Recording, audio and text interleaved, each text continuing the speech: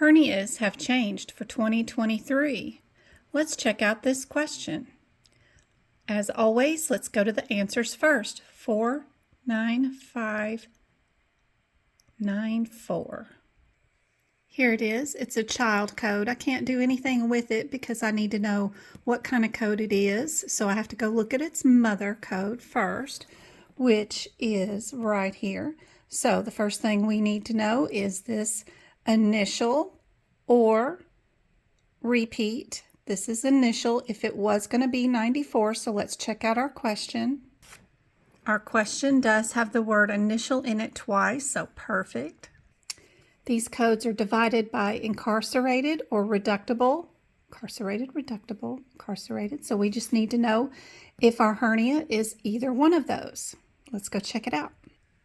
We've got one that is reductible, and then we have another one that is incarcerated. So we have two of them, one that is 2 centimeters, one that is 4. If we were going to be 94 is an incarcerated with a size between 3 and 10 centimeters. Would that be our answer? Or we know it cannot be the 96s because those are reoccurrent. See, if we look here at the 96s, those are reoccurrent. So this patient does not have reoccurrence, so we can't use any of those.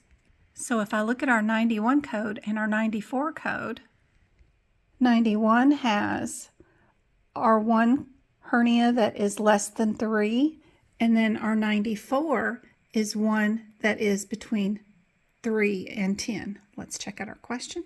We have one that is that's 2, and then another one that is 4. We also have the hernias that are separated by 2 centimeters in between them, but one's reductible and one's incarcerated. What would we code, A or B for this situation? If you picked A, you would be correct. I'll show you. In our guideline, if we have multiple hernias that we're repairing during the same operation, and one of them's reductible and incarcerated, we're just going to combine them, throw them all into incarcerated, and add all the numbers together. So in the previous example, we would add all the numbers together. We would add the separation. We would add both the sizes of the hernias. We would get 8 centimeters total for this hernia repair, and we would only code it as an incarcerated, meaning that we would be right here between the 3 and the 10 centimeters. So with one code right there does it all. Here's a picture of the new guideline that I found, which is really very, very nice.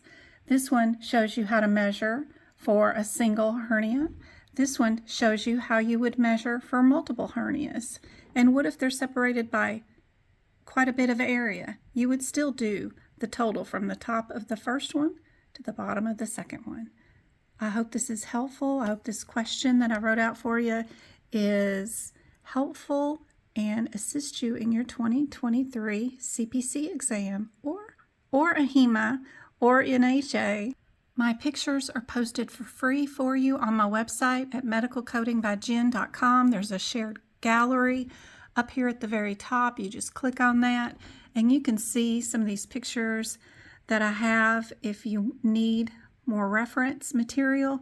Also, here is my schedule for my free lessons that I do 3 times a week for 2 hours each time. I stream them live on YouTube and on TikTok, and the replays are available for you on YouTube for free. So come grab some help if you need some help. I hope this is helpful, and I hope to see you on Monday or Wednesday or Friday.